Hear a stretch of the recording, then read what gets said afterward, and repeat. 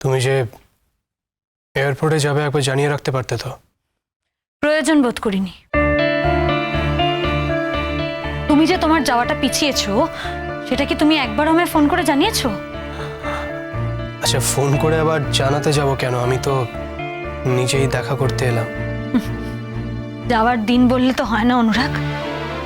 আজকে যাওয়া ভেবেই তো আমি এয়ারপোর্ট গিয়েছিলাম। কার উপরে কার ভরসা নেই সেটা দেখতে পাচ্ছ কি? বেসিক্যালি তোমার আমার উপর এইটুকু ভরসা ছিল না মেঘলা। তুমি ভাবতেই পারোনি যে আমি চলে যাওয়ার আগে তোমার সঙ্গে একবার ঠিক দেখা করতে আসবো। হ্যাঁ হ্যাঁ, তাই তো। সব সময় সব বিষয় তো দোষ তো আমারই থাকে অনুরাগ। আগেও তাই হয়েছে, এবারও তাই হয়েছে, ভবিষ্যতেও তাই হবে। আমি কি একবারও সে কথা বলেছি? আলবাত বলেছো, বলনি? শোনো মেঘলা, মাথা ঠান্ডা করো। বাইরে থেকে জাস্ট ফিরেছো, এসো ঘরে এসে বসো। দেখো কি অদ্ভুত, তোমারই ঘর, এদিকে আমি তোমাকে ঘরে এসে বসতে ইনভাইট করছি, আর তোমার পারমিশন ছাড়া আমি তোমার ঘরে বসে আছি। তুমি মাইন্ড করোনি তো? বলছিলাম, আমি রাত বিরাতে ফোন করলে তুমি ফোন ধরো না, হয়তো ডিস্টার্বড হও। তো সেই মানুষটাই হঠাৎ আজকে তোমার পারমিশন ছাড়া তোমার ঘরে এসে বসে আছে, এসি টেসি চালিয়ে। তা তুমি কিছু মাইন্ড করোনি তো? অনুরাগ, আমি ঠিক করেছিলাম তোমাকে আর কোনো বিষয়ে কোনোদিন কোনো ব্যাখ্যা দেব না, কিন্তু এমন সব কথা বলছো যার ব্যাখ্যা না দিয়ে পারছি না। সেদিন আমি ফোনটা ধরতে পারিনি কারণ সেদিন আমি খুব অসুস্থ ছিলাম, বারবার বমি করছিলাম। আমি ফোনটা ধরতে চাইনি তার কারণ আমি জানতাম যে তুমি যদি জানতে পারো আমার শরীর খারাপ তাহলে তুমি হয়তো ব্যস্ত হয়ে ছুটে আসবে। অত রাতে তোমাকে আমি বদর করতে চাইনি। এনিওয়ে, এই সমস্ত কথা বলে তোমাকে আর কোনো লাভ নেই। মেঘলা,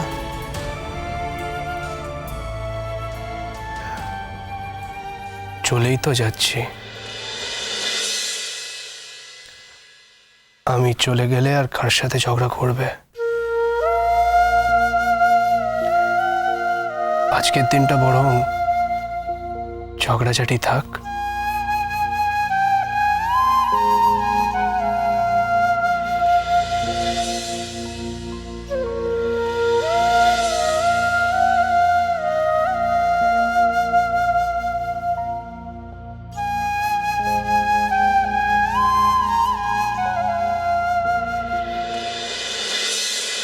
আচ্ছা মানসীদি, এত কিছু আয়োজন করার কি প্রয়োজন ছিল বলুন তো? একটু বাড়াবাড়ি হয়ে গেল না? না না দাদা, আপনি তো যে ঘরেই ছিলেন, দেখলেন না দিদি কতবার ছুটে ছুটে রান্নাঘরে গেলেন। আমি অবশ্য দু এক পথ করেছি, কিন্তু বাকিটা দিদি দেখিয়ে দিয়েছেন, মানে দিদির ইনস্ট্রাকশানে। হ্যাঁ দাদা, আপনি যা যা খেতে ভালোবাসেন দিদি কিন্তু তাই তাই করেছে, সব খেতে হবে কিন্তু। হ্যাঁ মানসীদেব, তুমি এত কথা কেন বলো বলো তো? এই তোমার একটা সমস্যা, একবার কথা শুরু করলে তুমি আর থামতে চাও না। হ্যাঁ হ্যাঁ, আমারই তো সব দোষ। যাকে বাবা, তোমার খাবার কি এখানেই দেবো নাকি আবার খাবে না? না, আমি এখন খাবো না। আচ্ছা, অনেকটা তো রাত হলো, তুমিও তো একেবারে খেয়ে নিতে পারতে। তুমি খাও না মানসীদেব। হুম। দাদা খাক, দাদা চলে গেলে আমি আর তুমি একসাথে খেয়ে নেবো।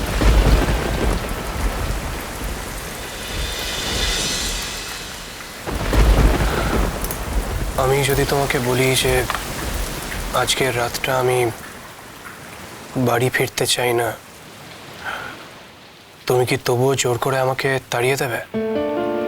যা, তা কেন অনুরাগ? আমার এই বাড়িটা যতই ছোট হোক, দুজন মানুষ থাকার মতন জায়গা এ বাড়িতে আছে। ও খাও।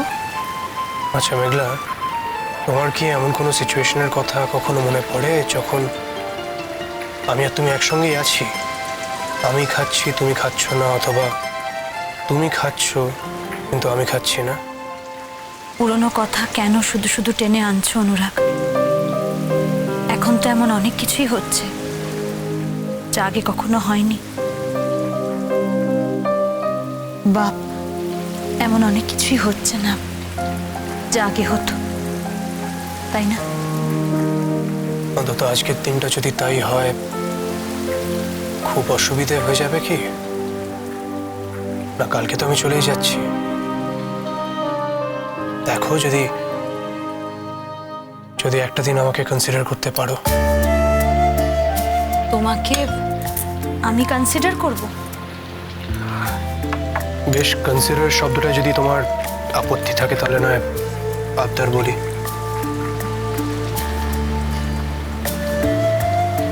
এই যে তুমি এখানে এসে থাকলে, মানে কাল তো তোমার চলে যাওয়া, বাড়িতে অনেক ব্যস্ততা, তবুও যে এতটা সময় এখানে থাকলে। সেটা তো পুরোপুরি আমার নিজের স্বার্থে মেঘলা। আমি তো তোমাকে থ্যাংক ইউ বলতে পারবো না অনুরাগ, কিন্তু আমার ভালো লেগেছে।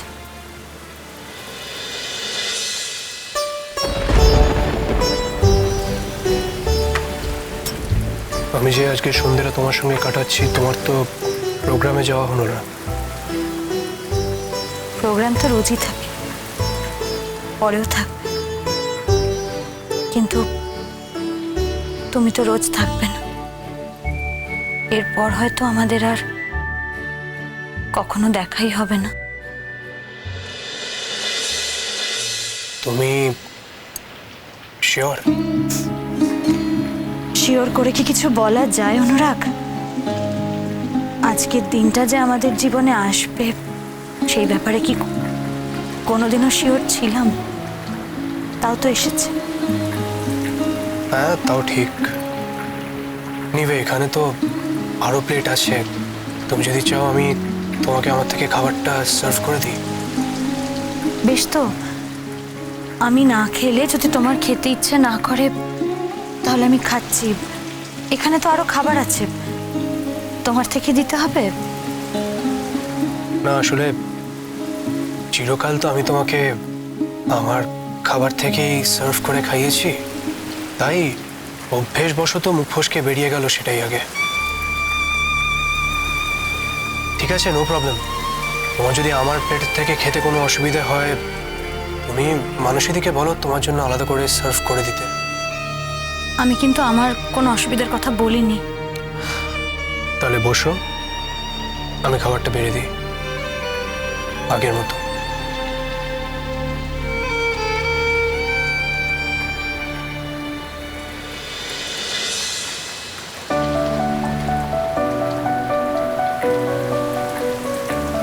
দাও।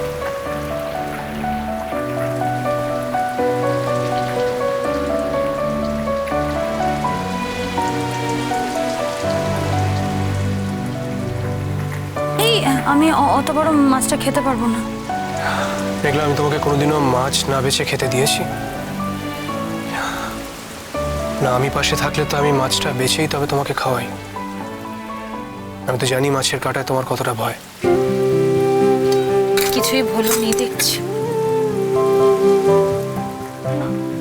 কি করবো বলো, আমার মেমরি তো আবার অতটাও খারাপ না। অনুরাগ, এখন থেকে তো আমাকে মাছের কাঁটা নিজেকেই বেছে খেতে হবে, তাই না?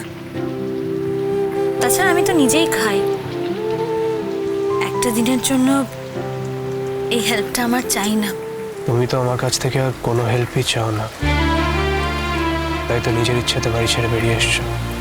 এই প্রসঙ্গটা থাক না অনুরাগ। আমরা তো বলেইছিলাম যে এই নিয়ে আমরা আর কথা বলবো না। সরি, আমার ভুল। বাই দ্য ওয়ে, আমি আজকেই কেন তোমার সঙ্গে স্পেশালি দেখা করতে এলাম বলো তো? কেন? আসলে আজকের দিনে আমাদের প্রথম দেখা হয়েছিল, তোমার নিশ্চয়ই অত কিছু মনে নেই।